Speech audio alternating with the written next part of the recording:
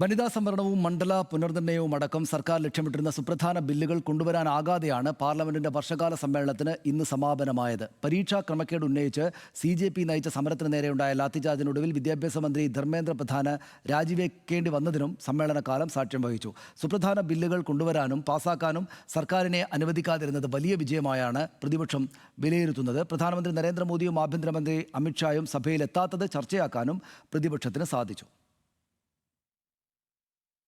പശ്ചിമബംഗാളിൽ ആദ്യമായി ഭരണം, അസമിൽ ഭരണ തുടർച്ച, തൃണമൂൽ കോൺഗ്രസിലെയും ശിവസേന ഉദ്ധവ് പക്ഷത്തെയും പിളർപ്പോടെ ലോക്സഭയിൽ വർദ്ധിച്ച അംഗബലം, വലിയ ആത്മവിശ്വാസവുമായി വർഷകാല സമ്മേളനത്തെത്തുമ്പോൾ സർക്കാരിന് ലക്ഷ്യം പലതായിരുന്നു. ബജറ്റ് സമ്മേളനത്തിൽ പാസ്സാകാതെ പോയ മണ്ഡല പുനർനിർണയവും വനിതാ സംവരണവുമായിരുന്നു ഇതിൽ പ്രധാനം. NDA ഇതര കക്ഷികളെ ഒപ്പം നിർത്തി ഭരണഘടനാ ഭേദഗതി ബിൽ പാസാക്കാനുള്ള ചർച്ചകളും സർക്കാർ നടത്തിയിരുന്നു. എന്നാൽ പാർലമെന്റ് സമ്മേളനം തുടങ്ങിയതിന്റെ ആദ്യ ദിനം വിദ്യാർത്ഥികൾക്ക് നേരെയുണ്ടായ പോലീസ് നടപടിയോടെ എല്ലാ കണക്കൂട്ടലുകളും പാളി. അയോധ്യ അടക്കമുള്ള വിഷയങ്ങളിൽ സർക്കാരിനെ പ്രതിരോധത്തിലാക്കാൻ ലക്ഷ്യമിട്ടിരുന്ന കോൺഗ്രസും ഇതോടെ നീറ്റ് മുഖ്യ വിഷയമാക്കി. പൊതുജന വികാരം എതിരാണെന്ന് ബോധ്യപ്പെട്ടതോടെ പോലീസ് നടപടിയുടെ 5-ാം നാൾ വിദ്യാഭ്യാസ മന്ത്രി ധർമ്മേന്ദ്ര പ്രധാനെ രാജിവെപ്പിക്കേണ്ടി വന്നു കേന്ദ്രത്തിന്. ക്രൈസ്തവ സഭകളുടെ അടക്കം പ്രതിഷേധം കണക്കിലെടുത്ത് FCRA ബിൽ JPCക്ക് വിടാനും സർക്കാർ തയ്യാറായി. DMK അടക്കം ഇന്ത്യ സഖ്യത്തിൽ നിന്ന് അകന്നിട്ടും സർക്കാരിനെ പ്രതിരോധത്തിലാക്കാനായത് നേട്ടമായാണ് പ്രതിപക്ഷ വിലയിരുത്തൽ. അതേസമയം ഇത്തവണ പ്രതിപക്ഷ പ്രതിഷേധത്തിന് മുന്നിൽ വഴങ്ങേണ്ടി വന്നെങ്കിലും